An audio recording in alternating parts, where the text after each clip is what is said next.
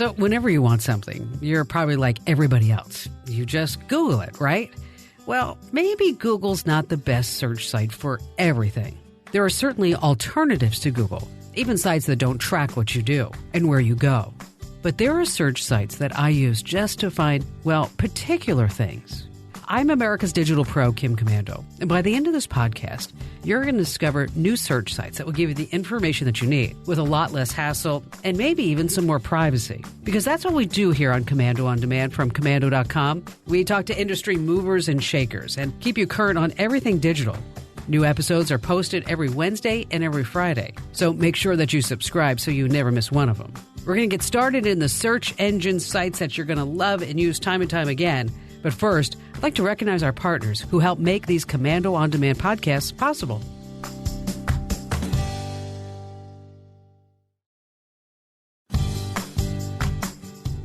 Google now processes over 1.2 trillion searches every year. That's about 3.5 billion searches every single day, or about, yes, we did the math, 40,000 searches every single second. There's no denying it. Google is absolutely the go-to search engine for the majority of us. We use it so much that Google has become a verb. Just Google it. We now say that all the time. So Mike and I were talking about Google the other day. And you know Mike James, right? He's been our technical director for the show for over 15 years. Mike and I are not just coworkers. Mike and I are pretty much friends. So I asked Mike to join us on this podcast about search sites because, hey, you know what? If you can't talk about Google with your friends, who can you talk to about it with? So here is the mighty Mike James. Thank you, Kim. And I actually did some research, surprisingly. No. I did. You did research? I did homework this time, and I never did it in gosh. school. I do it for you. But anyway, you know that over 92% of the world's searches go through Google. That's and crazy. It's not even a close second, third, fourth, or fifth. Wait. So we have 92% is Google. Yes. Okay. So is number 2, is it Bing or Yahoo, or you have DuckDuckGo, you have Start Page? It's actually very good. You actually named them in order. Bing is number 2. Yahoo is number 3. No, DuckDuckGo didn't show up, but it is a very popular site. But so Google has all the searches. Uh-huh. Okay, Bing, they're so desperate to get you on board that they'll actually pay you to actually use Bing. And still nobody's using them. Okay. So that tells me. I don't know anybody who uses Yahoo search. No. Okay. So there are things that Google, they're just not good at. Like, for example, I'm sure it's happened to you. It's happened to me. You're sitting there on a Friday night, Saturday, Sunday, what have you. And you're looking for something really good to watch. So you start grazing. You look at the grid. You go over to Netflix and Hulu and YouTube. And then you're at like iTunes and you think to yourself, all right, maybe it's Amazon Prime where I can find something. So then you start Google searching like things to watch on Netflix. Or in my case, it's always true story movies because I only like to watch movies that are true story. But then I found this search site that totally changed my outlook. So like, for example, if you're looking for a movie to watch and you say, you know what, is it free on Netflix? Should I buy it on YouTube? Or should I rent it on Amazon Prime? Or is it part of my Amazon Prime membership? Okay. Now, think about all those questions. How would you go about answering that? It's too much. There's too many options. It's too much. Yeah, right. I mean, like I mentioned, you have Netflix, Prime Video, Hulu, Amazon, which is you just buy the movie there. You don't have to be a Prime member. HBO Now. You have YouTube, Google, of course, iTunes, Roku, CBS, Hoopla, CW, Stars, Fandango, Vudu. The list goes on and on and on. So there's this great little website called Just Watch, and it's actually pretty amazing. Because what you can do is you say, okay, show me what's new, show me what's popular. When you want to search for a movie, you just type in the movie in the search. It tells you where that movie is playing, how much it is for you to rent or how much it is for you to buy it. It's really great. But now you go ahead, try to do that on Google. It just doesn't happen. But you can also fine-tune and filter the results any way you like. So by year, rating, price, genre, quality, age rating. This is really, as I mentioned, extra useful if you're wondering if a movie or TV show is something you can get for free on another streaming site. Just Watch isn't the only site like this. There's also another site called Go Watch It. And there's another really cool feature. If you're just looking for something new to watch, the timeline can show you what's new on any particular service at any given date. Whatever happened to TV Guide? I think they're still around. Yeah, they're probably digital now, right? Did you ever buy the TV guide? No, my dad used to get the TV guide. Okay. See, in my household, we would never buy the TV guide because my father was too cheap to buy the TV guide. And I was like, oh, Dad, buy the TV guide. You know, like at the supermarket. Uh-huh. He'd be like, no, we get the free version in the Sunday paper. Which Why was would we never do that? as good. No, it wasn't. You didn't have the stories. You didn't have the puzzle, the pictures, things like that. Now, what about kiddos? The worst thing you can do is put your little child onto Google with unfiltered search because you know what's going to happen? Boobies and porn, it's going to just pop up on the first page no matter what they're searching for. And guess what? They're going to click it. That's why you want to look at Kiddle, and that's Kiddle. It's Google's own version of a kid-safe search site. They actually promise a safe web environment for kids. It includes images, video search, and they say it's all vetted by Google's team of editors. It has a 700,000 article encyclopedia. Do you remember those? Oh, yeah. On the shelf, never getting used, of course. Did you have World Book or Encyclopedia Britannica? We had World Book, yeah. I think my grandparents had World Book. My parents were too cheap, like you say, to buy it. We had Encyclopedia Britannica. Okay. And then every year you'd get the new year in review. I wonder what happened to them. I think we probably gave them to Goodwill or something like that. But about your kid's privacy, Kiddle claims that it doesn't collect personally identifiable information. Its logs are deleted every 24 hours. But you have to remember that it's owned by Google. And so things kind of maybe almost slip through every once in a while as far as being safe search. And as far as not tracking, well, if the kids are under 13, they're not supposed to. But, you know, that's how Google makes its money. I know that you're a space nut. You love space. Yeah, I'm a space nerd. Did you watch the eclipse earlier this week? Oh, my gosh, yes. Yeah, it was beautiful. And that was a great podcast you put together on that, too. Thank you very very good, much. very informative. So now you can look up, I guess, images in space. How does that work? Well, you can do this on Google. I mean, you could say space images on Google and then look at images, but it's not the best thing. I mean, from ancient to modern man, we've always been enthralled by the heavens. I mean, we always want to reach out and aim for the stars. But let me ask you this, Michael, before we talk about the images. Would you want to be one of the first space tourists? No. That's one I let the professionals or even the crazies do first. And then maybe, I don't know, after 100 trips or something, and it seems pretty safe. Really? You're not a first adopter going into space now, would you? No, I'm not. But I will tell you, I was at the Triple Creek Ranch in Montana, outside of Hamilton. Beautiful. It's actually owned by Craig Barrett. Do you know the name Craig Barrett? It sounds familiar. He was like the CEO for a long time of Intel. As a matter of fact, I think we did a podcast with him, too. He came down to the studios. So nice. And that was so funny. I don't know if I told you what happened. But here's the CEO of Intel, former chairman of the board, right? We get him here into Phoenix, get him to the studios. And I go downstairs to greet him like, hey, Craig, how are you? Because I've met him before. And he looks at me and he has the little badge where he signed in with his photo. And he's like, did I really need to sign in? I'm like, no, you can take that off. You're kind of a big guy on campus. Yeah. So we were there, and it's just a heck of a lot of fun. It's like camp for adults. So we did archery and horseback riding. It was such a great time. And we went over to Craig and Barbara's house there at Triple Creek Ranch because they own it. And so Craig and Barbara were showing us all of their beautiful paintings, and they were so complimentary to us about the show and about the network and things until finally I said, listen, we need to stop right here. And then Barbara Barrett looked at me and she said, yes, where did you get those cowboy boots? I said, Deer Valley, and it was amazing. We had a great time. I said, but I have to stop because I'm like your biggest fangirl. And she's like, mine? Because I was running for Senate or because I was president of the Thunderbird International School? And I'm like, no, because you paid $1 million to go into space on a Russian rocket. Wow. Okay. I'd love to do that. Really? I would so love to do that. There are things on my bucket list that I want to do, and that's one of them. So, yes. So back to the original thing. We'll come on right back now to talk about space pictures. The U.S. government created NASA in the 1950s, and to this day, they continue to, I guess you say, feed our hunger for the final frontier.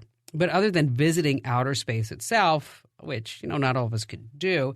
What better way to experience the great unknown, but with pictures and videos? And so when you're looking for NASA images that you can use on your desktop or on your social media feed, of course, linking back to them, the NASA Image Library has pictures from across 60 collections combined into this one searchable database. It's really convenient, so you don't have to hop from agency to agency, page to page to zero in what you're really looking for. So whether you're searching for pictures of our solar system, these far-off galaxies, moon landings, you can browse through NASA images, and you're really bound to find what you're looking for. You can also download the images in all kinds of resolutions. As I mentioned, share them on social media, embed them on your own website, and best of all, they're all free. So let me ask you a question. How do you pronounce this, Michael? GIF. How do you pronounce that? Well, I've always said GIF. But I know it's supposed to be GIF because I always pronounce it wrong. Is that correct? Yeah, but it's still like people are like tomato, GIF, GIF. Yeah, we get what you're talking about. And I love GIFs. Do you send them in text messages? No. Really? Why not? Well, I got the thumbs up one, but that's the only one I've saved. Because you always send me the thumbs up like, okay. Oh, no, that's just an emoji. Oh, that's an emoji. Sorry. We're talking about like an animated short clip. It loops continuously. continuously. The moving smiley faces and poopy GIFs or whatever they are. No, I do not use them. Sorry. I know. I'm so mature. I send them to Ian, and Ian's like, Mom, can you grow up? What's going on? If you want to get out on the fun and start sharing these clever, hilarious GIFs, not GIFs, Michael, Jiffy is the way to go. And that's GIPHY. The site is packed with pretty much everything imaginable. It's super easy to use. You just enter a topic into the search bar. You'll see tons of results. So if you're looking for like a happy birthday one, it conveys gratitude, frustration, excitement, doesn't matter. It's all there. Super easy to share too. You just click on the one that you want. Then you select copy link at the bottom of the right. Choose the right format, the short link, and the GIF link works best for sharing. And then you can copy and paste that link pretty much anywhere. Now, you can also get the app. It's free on iOS and Android. Then you can instantly share any GIF via text messaging on Facebook, Messenger, Instagram, Snapchat, or Twitter. See, this is an example of yet another thing that Google hasn't really owned yet. So you have these specialized search sites where you can just zoom in and get exactly what you need. I know we got to take a quick break here, but coming up next, we're going to talk about a way that you can make money with Bing. Yes. How much money you can make. Oh, are we going to be millionaires? Oh, and good. Trillions and billions. We're also going to talk about how you can use a search site that doesn't track you like Google. Okay. And before we get to all that, a quick thank you to one of our partners who help make these Commando On Demand podcasts possible. Let me tell you something. My life is hectic. Between work and my family, I don't always have time to shop for myself. And that's why I'm super excited about Stitch Fix. Oh my God, this is so fun. Stitch Fix is an online personal styling service. What's fabulous about it is that it finds and delivers clothes, shoes, and accessories that will fit your body and budget and lifestyle. All you have to do is go to stitchfix.com/Kim and you tell them your sizes, what styles you like, and how much you want to spend on each item because that's important. You'll be paired with your very own personal stylist who will handpick items to send right to your door. And I love this. You try them on, but you pay only for what you want to keep, what you really like, and then just return the rest. Shipping, exchanges, and returns are always free. There's no subscription required too. Stitch Fix's styling fee is only $20, and this is applied toward anything that you keep from your shipment. It's so easy to get set up. I can't wait to get my first box. Get started right now at stitchfix.com/Kim, and you're going to get an extra 25% off when you keep all the items in your box. You have to try this out. It's so great. stitchfix.com/Kim. All right, welcome back. Yes, we're going to tell you how you can make money using a search site. Now, you probably are familiar with Microsoft's search site. It's called Bing, right? Microsoft has been trying its best to push Bing, but it simply doesn't have the same pull as Google. And so to widen its reach and its user base, Microsoft said, hey, I have an idea. How about if we pay and reward people to use Bing for their web searches? Michael, what was that percentage again? They're in second place. So, okay, that's not terrible, but 2.41%. Wow. Okay. Have you ever used Bing? Yeah. I think when I first downloaded Windows 10, they put it as the default, and I used it once to look up Google so I could download the Google search. All right, so you're not going to make money. All right, so how does it work? It works with something that they called Microsoft Rewards. The Microsoft Rewards program will pay you in the form of Amazon, Starbucks, Burger King, Xbox, Microsoft Store, or you get other types of gift cards. So after signing up for a Microsoft account, that's step one. You sign into Bing using that account, and you begin searching to earn reward points. So the system will then track your points in the upper right part of the screen. So you can keep track of your earnings while you do what you normally do anyway, that is search the web, only this time you're going to use Bing. So, of course, the question is, how much money can I make per month using Bing? How much do you think? Thousands, no.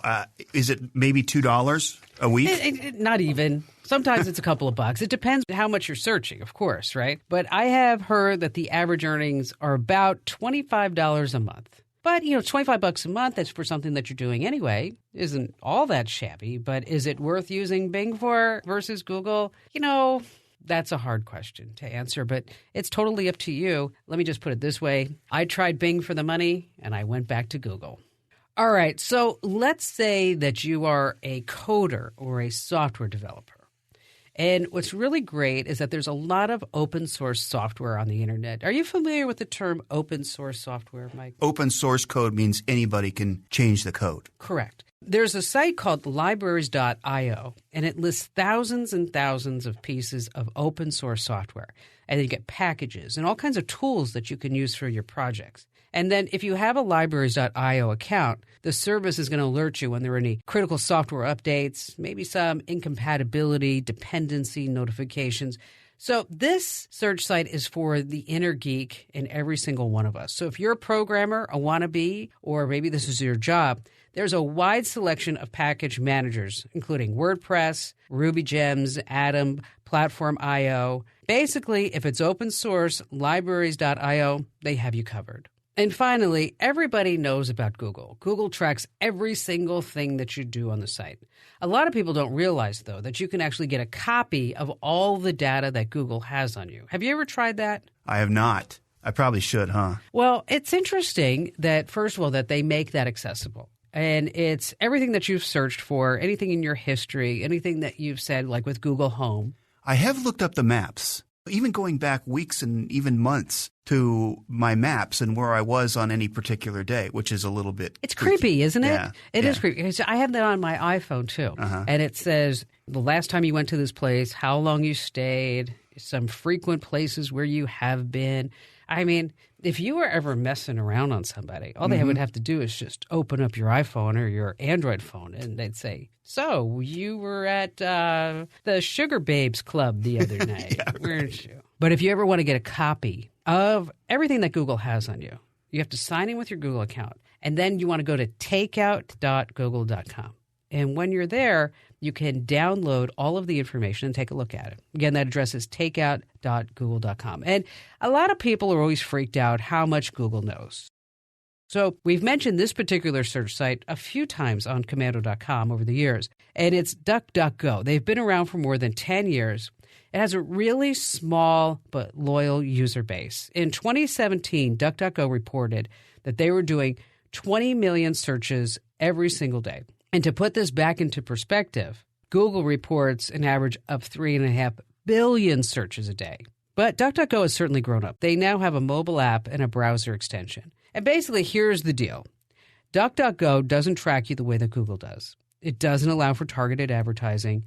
Search results, they say, are unbiased, not based on your search history. Now, you will see advertisements, but they say that these ads are related directly to the phrases that you use to search, and they're actually fewer than Google's ads.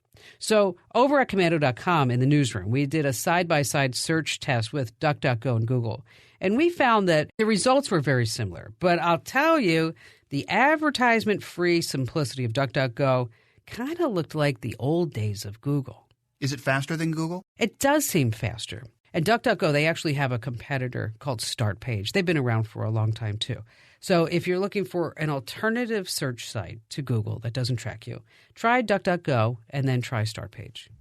Okay, so those are some alternative sites to Google. And it's hard to imagine a time when that expression just didn't exist. But now Googling things is just another routine part of daily life. So you want to stay right where you are, because coming right back, I'm going to be sharing with you some hidden Google search features that you're going to use time and time again. But before we get to all of that, a quick thank you to one of our partners who helped make this podcast possible.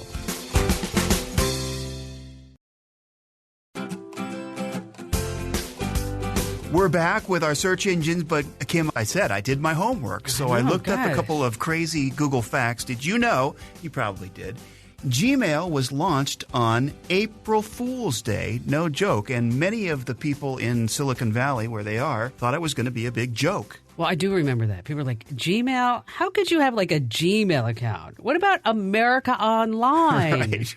Or Hotmail? Meanwhile, probably 80 or 90% of the country now has, or actually probably the world has a Gmail account. I know, everybody has. How many Gmail accounts do you have? 5. You have 5? Why do you have 5? I have one for my real estate. I have one for my security system. I have one for my personal email. Actually, I have 2 for my security system. And then one is just a Joker account where I sign up for newsletters and stuff, and then they send it to the Gmail account so I don't get bothered. Now, why do you have 2 for a security system? I have one for my old security system at my old house, which I don't use anymore, and then one at my new property, fourplex, so camera systems. Has that guy ever come back? No, he's still in jail. They called me about 2 weeks ago. This happened in, was it maybe early or mid-December? Oh, yeah. Well, you have to tell the story, so in case people aren't unfamiliar with it. Yeah, my security system had a guy come up to my back door and steal some keys out of the door I was doing the laundry. Those keys had my front and back door, security doors, my utility room, which had the coin-op machines for laundry, and then my storage room. So I was a little worried about it, stayed up all night. He actually came back that night to try to get in one of the utility rooms using the keys. So that's frightening. I waited up all night, and long story short, I tracked him down the next morning. He was still in the neighborhood, and I just kind of hung with him while on the phone with 911. Okay, you were packing. I was packing. My friends were with me, Smith and Wesson. And it took them about 15 minutes to get there. But once they did, they were staging the whole time. And once they did, they pounced. I mean, there was cops everywhere. They even had a helicopter there. I don't know if I told you that. No. Yeah, they had a helicopter. Were you there. on the news?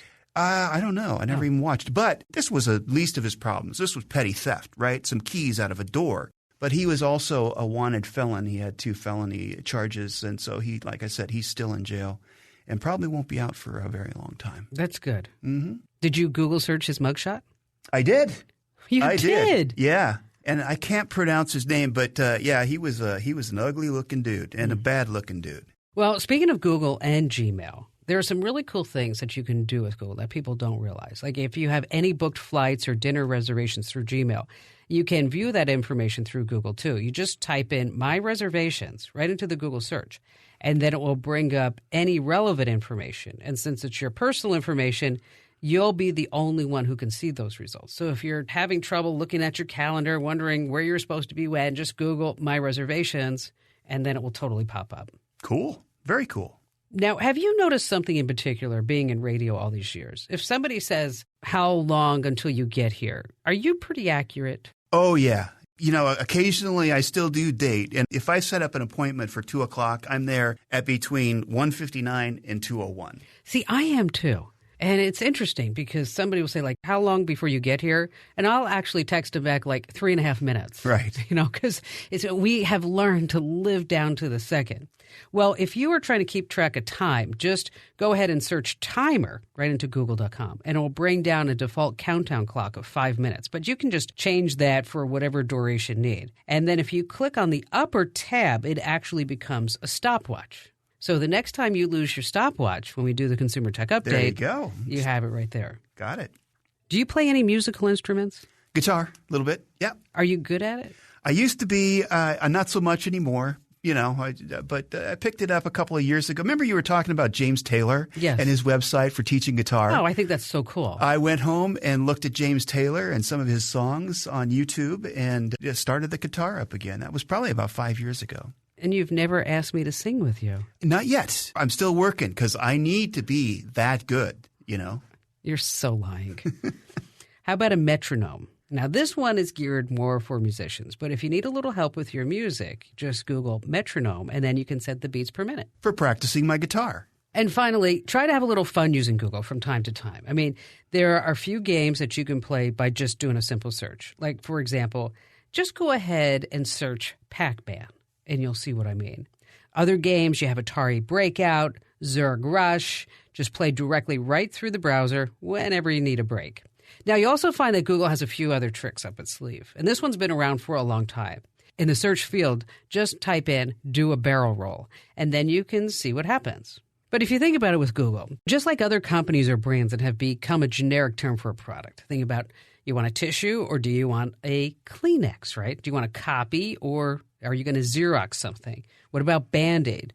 Well, the same thing has happened with Google, and for a good reason. I mean, even though we spoke about all these other search sites, when you start talking about market share, no other search engine even comes close. I mean, besides saying Bing it or I'm Yahooing it, just doesn't have the same ring. Google used to be cool, right? I don't think they're cool anymore. Do you? Why? Well, just all this stuff about their tracking you. Google was, such an innovation in its time. And of course, its market share, obviously everybody loves it. But it seems there's a little bit of a different attitude toward Google because they're tracking everybody and because they're keeping track of where you go and everything you search for, and basically all the others that are doing the same. Then there was that whole other thing where their company motto was "Don't be evil." Right. Well, they took that off their website. Right. A lot of people are talking about how maybe Google has too much power, that it could be a monopoly. Right. That we might need to break it up because there's Google Labs, there's Google Loom, and the list goes on and on. But you have to remember it's a public company, and how do they make their money? By tracking you so that this way they can better sell you advertising and give you targeted ads and show you ads for things that you don't even know that you want anymore. But it's not just Google tracking you. Everybody's tracking you, whether it's Facebook, Twitter. Think about all the tracking that Amazon's doing too. But we should cover that in another podcast. Yeah, we should. That'd be really good because it seems like there's a switch too. We're no longer the customer. Their customer isn't us like it used to be. It's the big advertising agencies. Well, that's how they make all their money, by selling ads and by feeding you ads, which if you haven't listened to that podcast about Google Ads and how you can increase your revenues by 30% by doing pre-header bidding, it's pretty awesome. So you always want to make sure that you subscribe to our Commando On Demand podcast. And how do you do that? Well, whether you're on iTunes or Google Play, just hit that big old subscribe button so that every single time we release a new podcast is that it's automatically delivered to you, even when you're sleeping.